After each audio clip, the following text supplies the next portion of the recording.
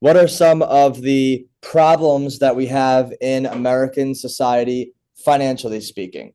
Printing of money is the actual cause of inflation. You got to understand how banking works. These are the 5 rules of infinite banking. Now, stop contributing to government assisted programs and start understanding how money works. I learned something last week in Alabama. This book is called Cash Follows the Leader, right? And the shareholders are the policyholders.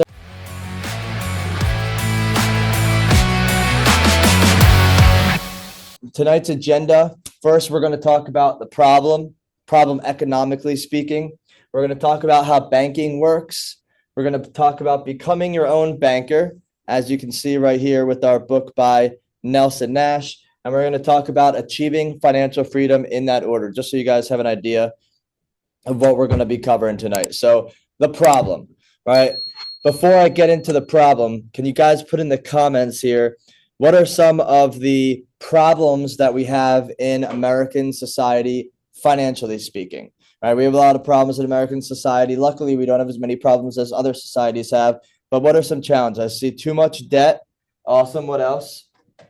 Let's see what we got. We got debt. What other problems do we have, guys? Credit card debt, no retirement income, they say. Okay, retirement income.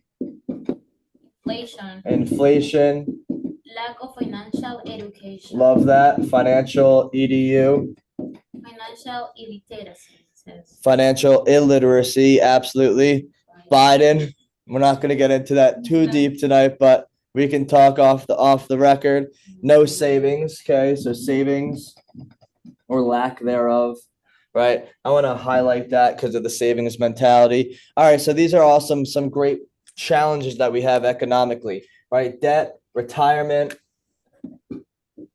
inflation, financial education, and savings. And we're going to be breaking down each one of those things one at a time here. So really the first one is inflation, right? Because inflation it ends up being the cause of all of these situations.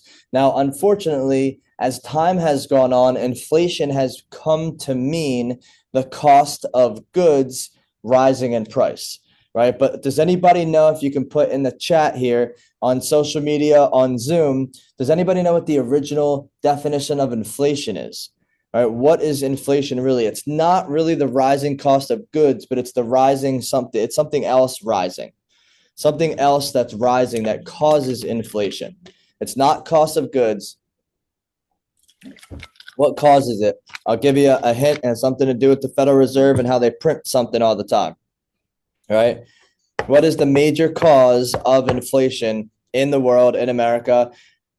Comes down to one thing. Anybody on social media, on Zoom, have a guess for what causes it? Interest. Okay. Printing too much money, Renzo says. That's the answer. Printing money. I see Nico just posted a printing emoji, right? So the printing of money is the actual cause of inflation. And the first time that this actually was exhibited was in Roman Empire. Julius Caesar realized he wasn't making enough money from their people's taxes.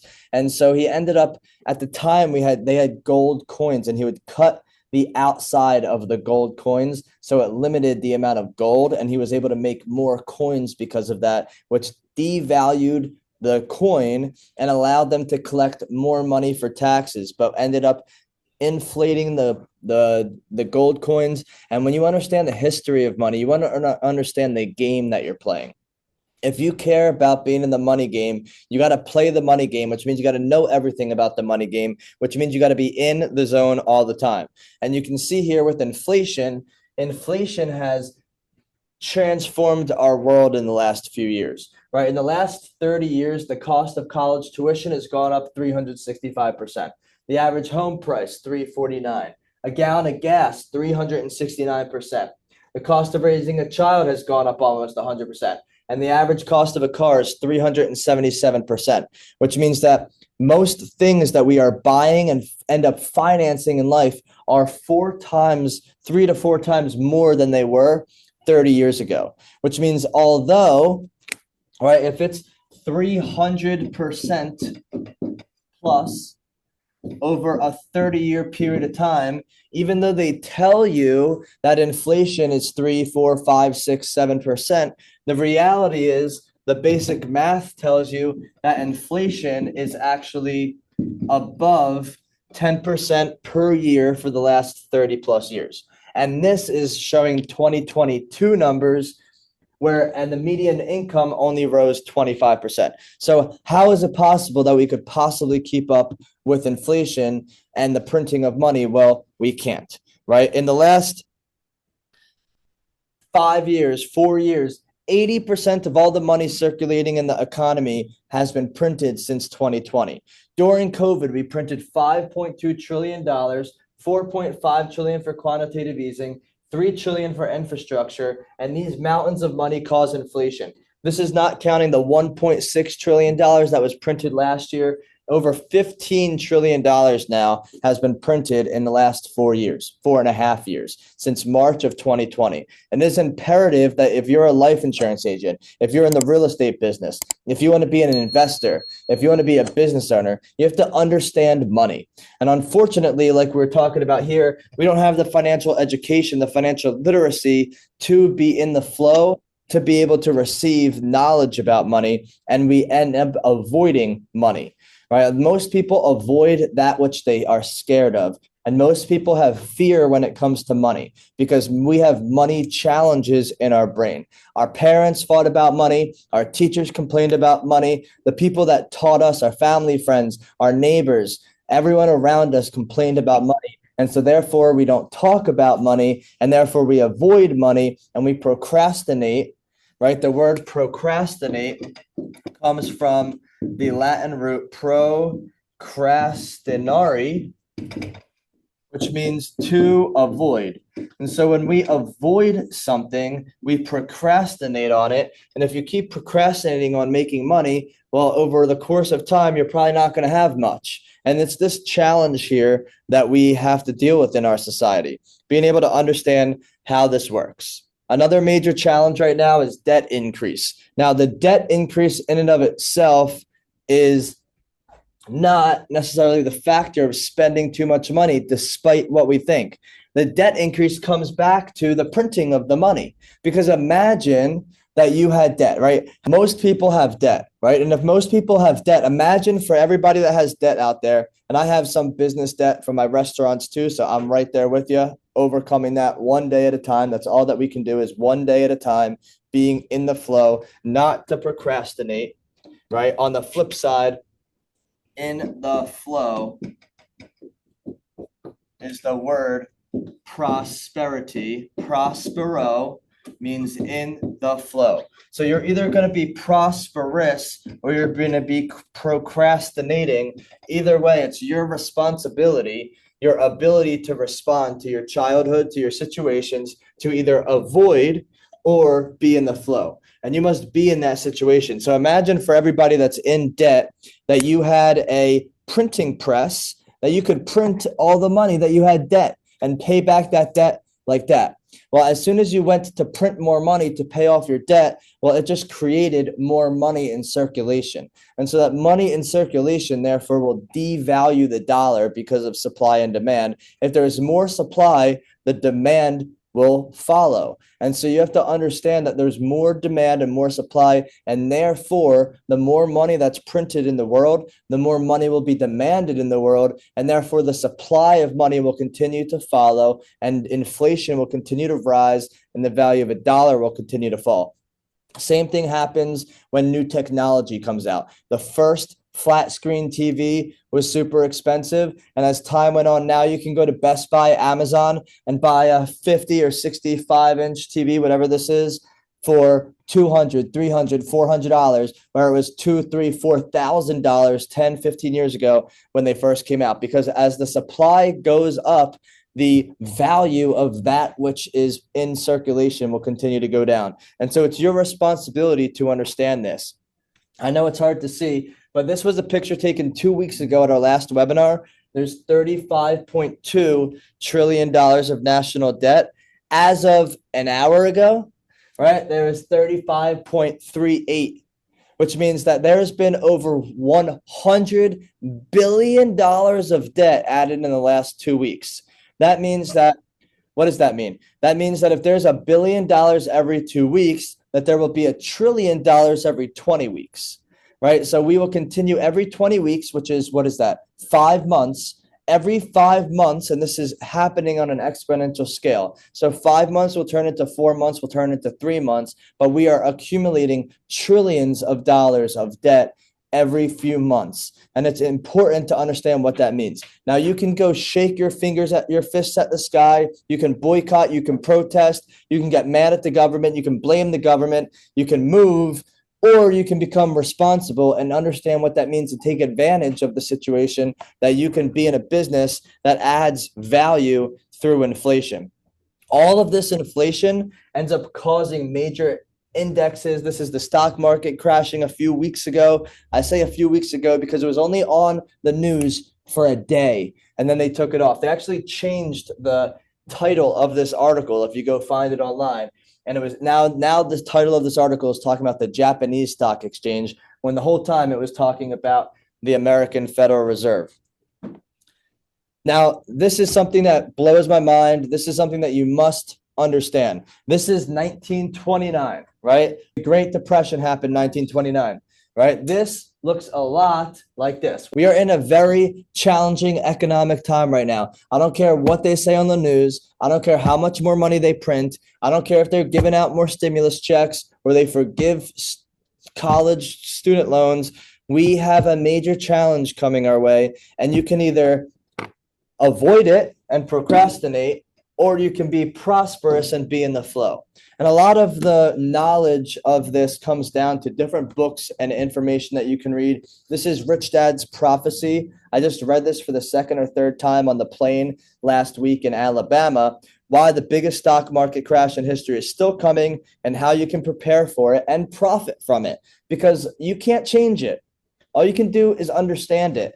And you have to be on the chessboard to be able to get off the chessboard at sometimes. Those of you that understand what I'm saying, understand what I'm saying. And so you have to understand what's going on here in the world today. You have to understand money. You got to understand how banking works, because banking is the most important business in the world. Without banking, everything comes to a screeching halt. Right? There is a reason that the international banking cartel, the Federal Reserve System, has created banks and this map right here to collude together to create the banking system.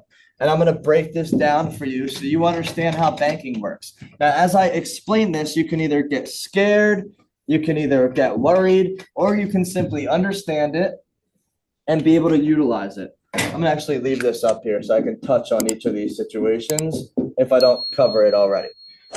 Right? So right here, you have the Federal Reserve, which is not a government institution. It is a private institution that utilizes Congress for lobbying purposes to receive the ability to be able to print money and lend it to the banks.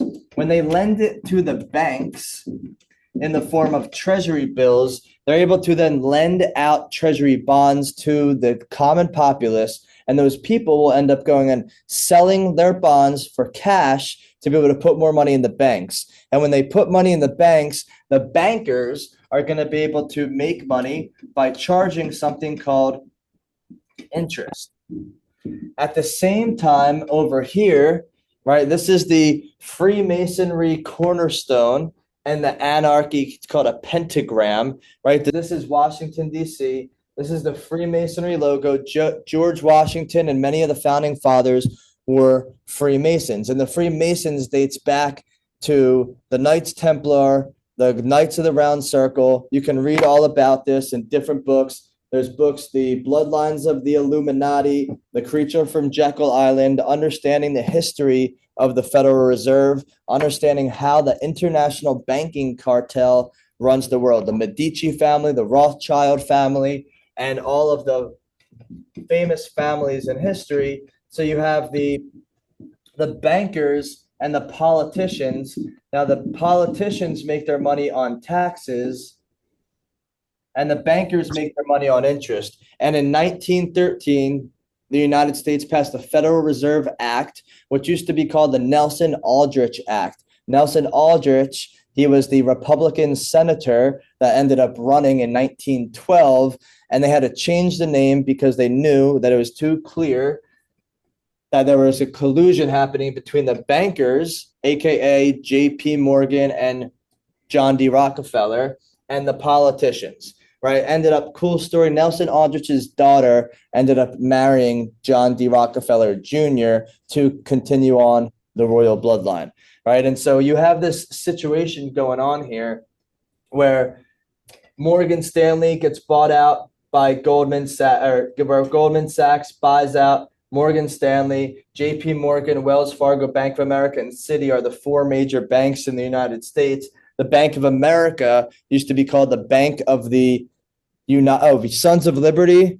Love that. If you haven't watched that, Ricky, thank you for writing that. You must watch Sons of Liberty. It's on Amazon, on Prime. You can watch it. It is a 3 or 4 video series. It is phenomenal. If you want to understand what happened during the American Revolution and why we have what we call freedom today, Sons of Liberty is phenomenal. Right, and you understand the Bank of America used to be called the Bank of the United States, and the Bank of the United States ended up getting abolished by Andrew Jackson in 1832. You understand why this is happening, why Abraham Lincoln got shot, understanding how this happens, being able to be in freedom, in prosperity. So let's get into the situation now.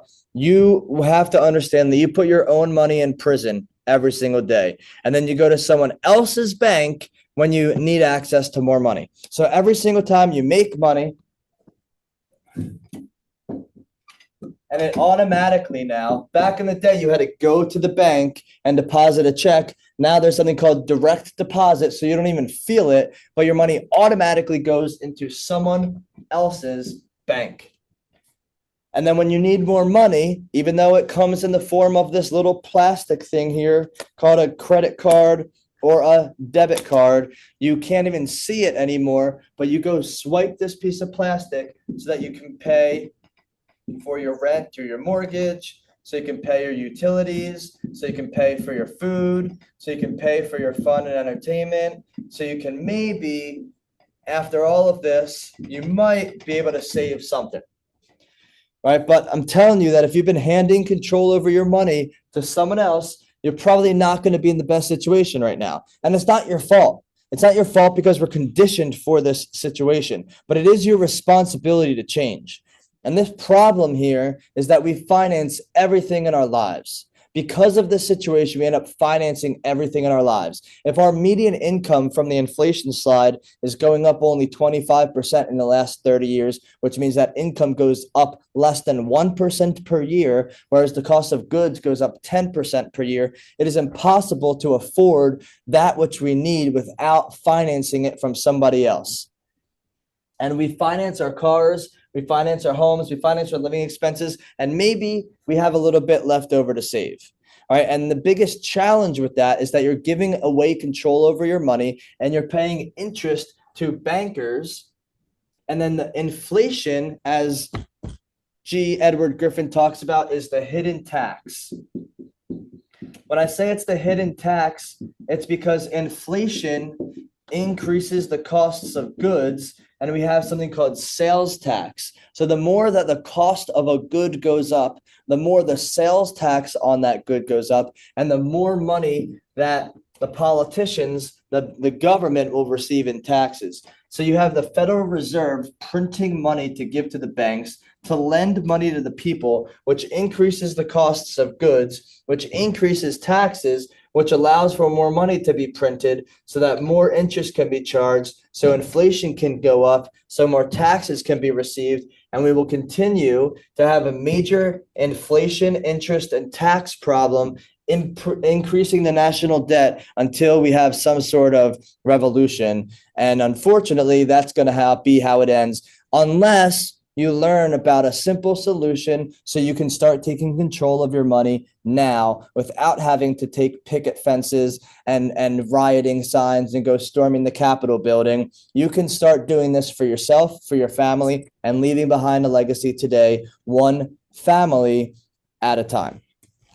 The solution that most people use to not pay interest, especially Jared Andre, who's on the call today, who is part of our team down here and been one of my best friends for the last 2+ years. When you understand the more that you get out of the system and you don't want to pay interest to banks, most people end up just paying cash, right? Cash is the easiest thing to do because you don't pay any interest. However, if you're a banker, you're not gaining any interest either. And today is all about how to become your own banker.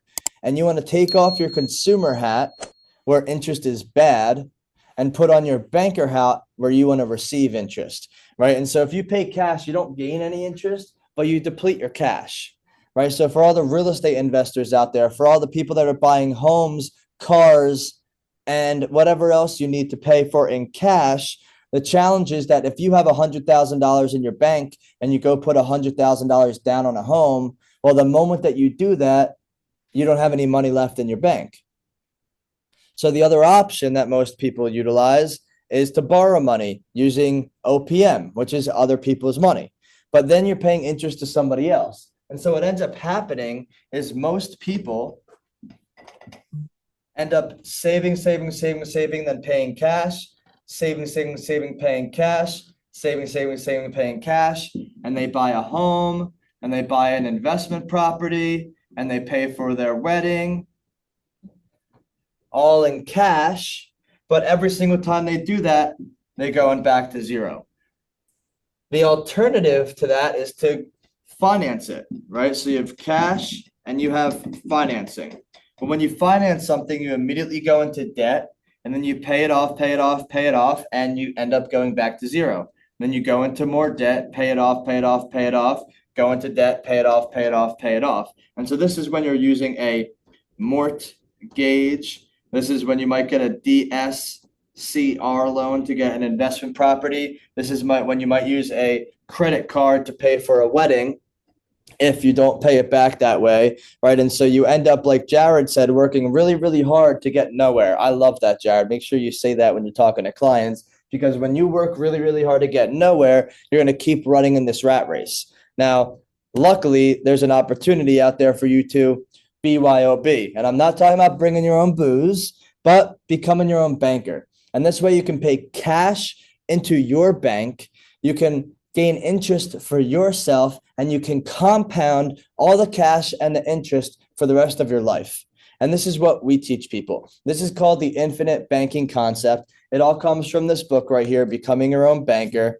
And this is Nelson Nash right here. He's the father of the infinite banking concept. And he talks about being able to plan as if you're going to live forever, but live as if you're going to die tomorrow. What that means is you want to plan long term, but you want to live life each day to its fullest. And when you understand the infinite banking concept, there is no other place to put your money. And as a life insurance agent, I know we have a lot of agents on the call tonight.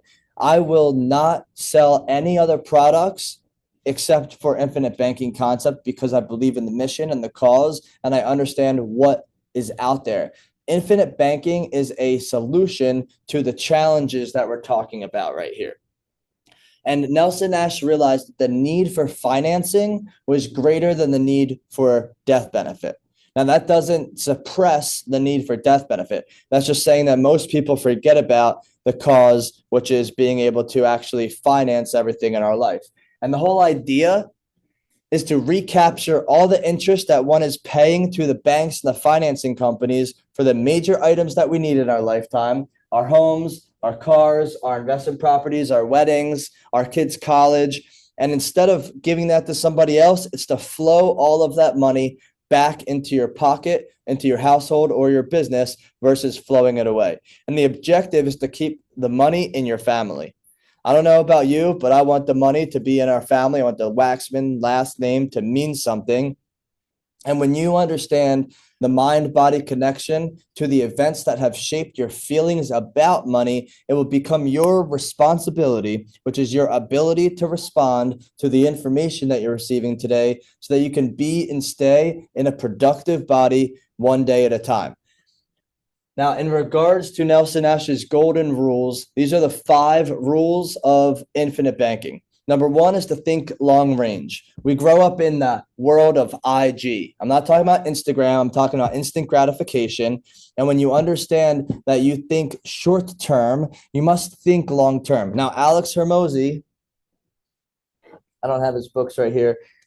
Alex Hermosi wrote the books $100 million Offers, $100 million Leads, and he explains this in the best way I've ever heard. You got to be super impatient in the short term, which means that you have to want everything now, and you got to work your butt off to get it now. You can't procrastinate, like we were talking about before, on that which you want in life. However, you also want to be able to be patient in the long term, which means that you do as much as you can today to be as productive as you can today, but know that it's going to take 5, 10, 20 years, maybe even 50 years to really get to where you want. Ray Kroc, Grant Cardone, Colonel Sanders, there are endless names of famous, successful multi-billionaires that were not successful until their 50s or above. And so you must understand to think long range. Number 2 is don't be afraid to capitalize. That means that when you start your own banking system, if you started a business, for those of you business owners out there, you start a business, would it be more beneficial for you to put more money into your business or less money into your business? What one will help you get off the ground faster, more or less? All right, put a little chat in there. You want more money or less money? More money, exactly. All right, more money into your business. Number 3 is don't steal the peas. I'm going to get to that in 1 second. What the heck does that mean? Don't steal the peas. What peas are we talking about? I'm going to break that down. Number 4, don't do business with the banks because, all right, we have here banks suck, right? Banks suck, right? Being able to understand that the banks right now, if you go to the bank and you ask for your money, they're going to have to put an order in for your money. And it's not about the fact that it takes a few days to get your money. It's about the fact that they have to actually print your money because they already gave it away. And so you must understand how this works. And number 5 is to rethink your thinking. Sometimes in the office, and those of you agents that are on the call that are on our team, they know Josh is always changing things. Well, if you're a successful business owner, you have to always be changing things because you have to rethink your thinking. Last week, I went to Alabama for the Infinite Banking Coaching Academy, and I had to rethink my thinking. So I came back with new actionable items to change and implement right now. And if you're not willing to change in the process and be able to adapt and adjust in the situation, in the flow, one day at a time, it's going to be very challenging for you to grow in business and scale in your life, no matter what you're doing. So you always have to rethink your thinking. Now, here is the grocery store example, right? And this comes straight out of this book. So I'm gonna read a little Nelson Nash for you as if this is the Bible, because this is the Bible for infinite banking. All right, now I'm going to explain the grocery store example because this really hits home to me in my life, right? And so, like I said, grew up in the restaurant business, all right? And so regardless whether it's right, wrong, or indifferent, every time I had a birthday party, every time we had people over our house, when it was Sunday Eagles game, we got to call up Lee's Hoagie House and order food from my dad, right? I was very, very grateful to be able to have food, cheesesteaks, hoagies, wings, chicken fingers, French fries, whenever we wanted to. All right, now when we picked up that food, right, we took that food out the back door. What do I mean by that? I mean, I never had to pay for that food. Now, in the grocery store example, imagine that you own a grocery store and your family has peas on the shelf. Well, would you be tempted to take that food out the front door or the back door? Right, the answer is the back door. If you own the grocery store, it's very easy to be able to take out the back door, right? Because this is our business. We can do anything that we want to. Well, now when you do that, what is the hired help? What are your employees going to do as a result? Well, they're going to steal the groceries also. And you can predict it with certainty. Right? The question is who pays for all of this theft? The customers who go past the cashier with their goods pay for them. That's it, right? And so it can't just come from everywhere else. Just consider that if your wife steals 1 can of peas out the back door, you have to sell 20 cans of peas in order to make up for it.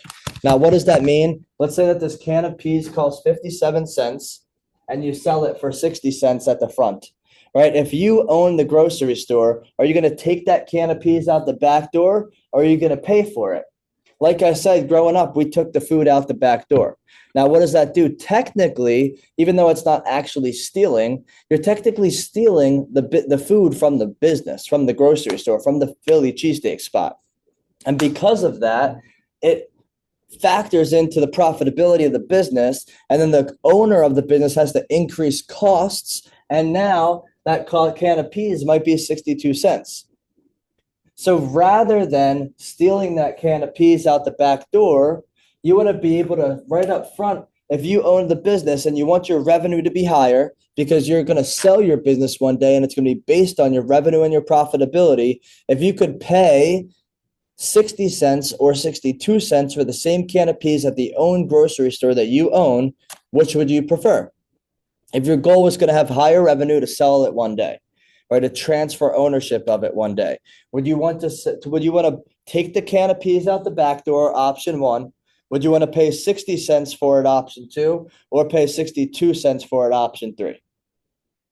Right? Would you want to overpay is really what I'm asking for at your own grocery store. All right, let's see some answers here. No, you would not want to overpay. Why wouldn't you want to overpay? Front door, okay. Front door or back door? Let's figure that out first. Front door or back door? Now, as you're writing down your answers, I want everyone to put their answer here. Are you taking it out the front door or the back door? All right, what do we got on social media, right? Now, there's another thing that makes owners and their family members want to go out the back door. Everyone in the United States has a silent partner, right? The silent partner is the IRS, the Internal Revenue Service. So if your wife goes out the front door and pays retail for the groceries just like everyone else, then your store makes more money than if it goes out the back door. And if your store makes more money, who's going to take more money? The I, the R, and the S, right? They're going to take more money from you. And so the alternative is to take it out the back door and not tell anybody about it. Now, if you're going to take it out the front door, Ricky, there you go. You want to pay 62 cents to increase the value long-term of the store. Now, this is all an analogy, right? This is all an analogy for being able to take policy loans from a dividend-paying whole life insurance policy. And this is all tied back in. If you charge the client retail prices, you're going in the right direction, right? Why not charge your family 62 cents for the same can of peas? Because the extra 2 cents will directly go to additional capital so you can buy more cans of peas and sell more to other people. And therefore, you're going to have a more profitable business. And you do this over the long term, and your record books will show a very profitable picture. And then when you go and sell your business years later, like Ricky was talking about, you're in competition with someone else who has not obeyed these principles. His family took it out the back door, and their books are never going to look as good as yours. Right? What that means is that when you take a policy loan, it's very tempting to not repay the policy. But not only do you want to pay back the policy at cost, you actually want to overpay for the policy loan. Why? Because the value of your grocery store, which is your life insurance policy, which is your family business, is going to be worth more long term. And when you go sell it one day, or you pass away and you leave it behind to your family one day, now there's going to be more profit there, more money there, and you're going to be able to have a more profitable business. And so when you simplify the whole system down to a simple 6-step process, it looks like this. The first step is to get a cash value life insurance policy and put cash into the policy. The same situation as if you were going to go find a location for your grocery store and inject cash into the grocery store so you can buy inventory. Then you're going to borrow cash from the life insurance company and invest it in an appreciating cash flowing asset. Now, some appreciating cash flowing assets that I like in the world today are yourself, your business, and multifamily real estate.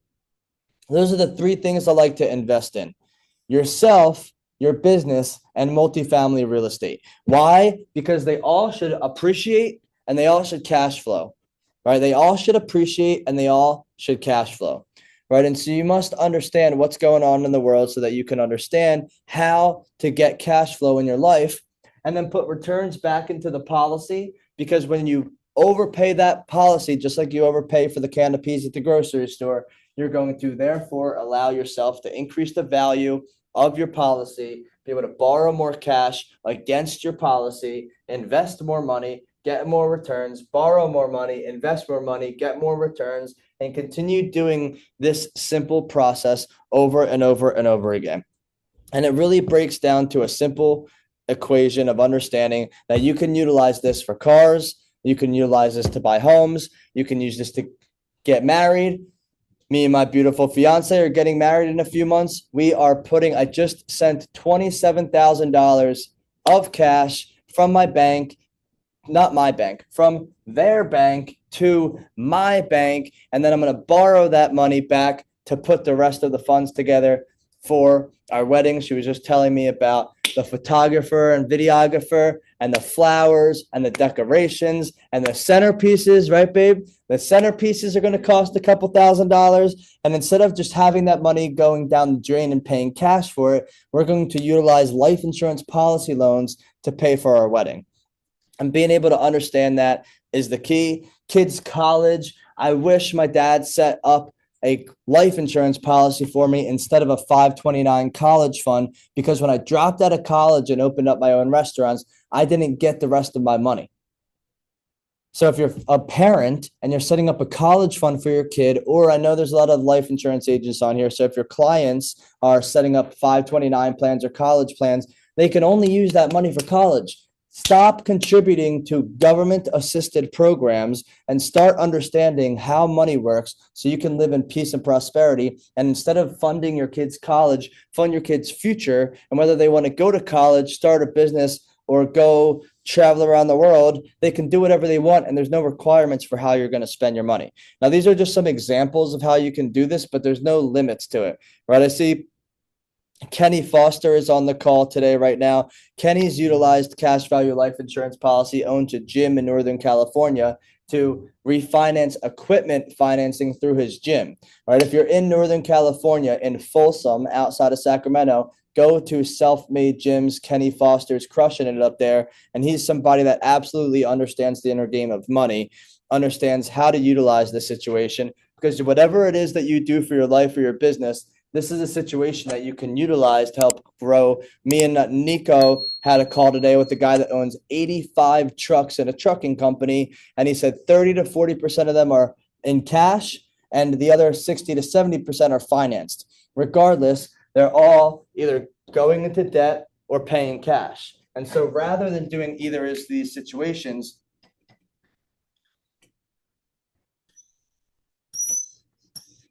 you can continue growing your money, compound in life insurance, no matter what, every single day for the rest of your life. Boogan is asking, where could I get becoming your own banker? You can get becoming your own banker. You can get it on Amazon. You can get it on infinitebanking.org, or I have a case of them coming tomorrow. I ordered 36 copies of them when I was in Alabama. So we're going to have a whole box of them coming. So if you want to connect with Rosalinda or message me on, what is that, Facebook or Instagram? Instagram. Send me a message that you would like a book, and we'll connect with you so that we can send you one overnight shipping and be able to get it to you as soon as possible. Because a lot of times on infinitebanking.org or on Amazon, it takes a little time and they're usually a little bit more costly. So I have them at a discounted price. And just like we were talking about here, whenever you go buy anything, you have 5 options. You can either lease it, right? You can lease a car, you can lease a computer, you can lease different things. You could release, what were we looking into renting? Oh, the water thingy, right? The water Jugs. The water jugs that with the filtered water, right? You can lease it, which means you got to give it back, right? And so therefore you're going to go into debt because you're paying interest and you don't even get anything at the end. You could use the bank method, which means you finance it, which means you go into debt and then after you pay it back. The cash method means you're going to deplete your cash. You could borrow against a CD, but a CD barely grows any money. And the last method is using the infinite banking concept account method, which allows you to continue growing cash value forever. So we see Victor here, right? So on top of the monthly premiums to the type of policy, add additional money to the policy so the cash value can grow more to keep the policy funded. Use a loan to invest appreciating assets. What's the average time it can take a reasonable return on my cash value? Sure. So Victor, to answer your question directly, that's exactly what you do. They're called paid up additions, right? And I learned something this weekend. Here we go. I learned something last week in Alabama. This book is called Cash Follows the Leader, right? And the leader in this example for life insurance is the death benefit. Now, in whole life insurance policies that with mutual companies that are participating, which means they pay dividends, then that which is what you want to use. You don't want to use universal life. Where's the book? I just saw it somewhere. Toss it to me. Bam. You don't want to use Great Throw. Universal Life. This is a book called Lapsed, the Universal Life Insurance Whistleblower. Elon Moaz, who started working with us in our firm. He's phenomenal. He can break down the difference between whole life and universal life better than anybody that I've ever met before. When you understand that you want to overfund a policy, you want to overfund a policy because over time, the cash value, the cash follows the leader. The leader is death benefit. And so as time goes on, if you look at the death benefit, it's okay. You look at the death benefit is going to be right here every single time. You're going to have premiums that you pay no matter what. And then you're going to have paid up additions and dividends. And as you get dividends, the cash value is going to continue to grow. And so no matter what's going to happen at the age of 121 years old, when the policy matures, is that the cash value, the paid up additions, and the death benefit, when you add them all up together, when you add the paid up additions and the cash value together, it's going to equal the death benefit. And so the more that you can overpay or overfund your life insurance policy, the more cash is going to compound. And no matter what, you're going to be able to grow your money faster because it has nowhere else to go but up. And you have to overfund that policy and do it properly. Now, what's the average time it can take to see a reasonable return in my cash value? Nelson Nash will tell you that it's not about returns. And what's the definition of a reasonable return? Well, I'm sure that when the market is down, a reasonable return is zero. All right. However, in a whole life insurance policy, it'll take you time to get off the ground. If you structure it properly, typically it takes 15 to 20 years, but if you structure it properly, it can take 2 to 3 years and maybe 5 years to get off the ground to where you're seeing a positive return in terms of breaking even. But when you utilize the policy properly, it's not about the rates of return in the policy. It's about being able to control the banking function. This is another thing that I learned this past weekend. So I'm here giving a webinar telling you that I learned something new less than a week ago. So no matter what you're doing, you can run webinars, by the way, for all you life insurance agents out there. You don't have to know everything about everything. You just have to be able to come up here and command a room. Because I'm going over here. I read this book. I got it from one of the two guys speaking last week. I literally read it the morning they gave it to me. I read this book a few months ago, right? I reread this book again, but I want you to hear this part. This is in the introduction to the 5th edition of Becoming Your Own Banker. It says, this book is not about investments of any kind. It is about how one finances the things in life, which can certainly include investments, but it is not about rates of return because as time goes by, interest rates go up and interest rates go down. But the process of banking goes on no matter what is happening. And it is a well-known fact that banks make more money during times of low interest rates than when rates are high, which means that you can understand how this works by understanding the banking system. It's not about the rates of return. It's not about how much money you're going to make. You do that through investments. But this is about controlling the banking function so you don't give away your power financially speaking. It's about paying interest to yourself and receiving dividends to you as a policyholder. Yes, because who owns the life insurance company when you have a mutual life insurance policy? Who owns the company in a mutual life insurance company? Let's see who gets it first. Who owns the company in a mutual life insurance company? You, I do, the policyholders, the shareholders. The shareholders are the policyholders. There are no shareholders in a mutual company. The shareholders are the policyholders, whatever way you want to look at it, but there are no stockholders. And so let me ask you a question, going back to the grocery store example. If you owned the bank, how much money would you pay into the bank? If you own the grocery store, how much money would you pay for the peas?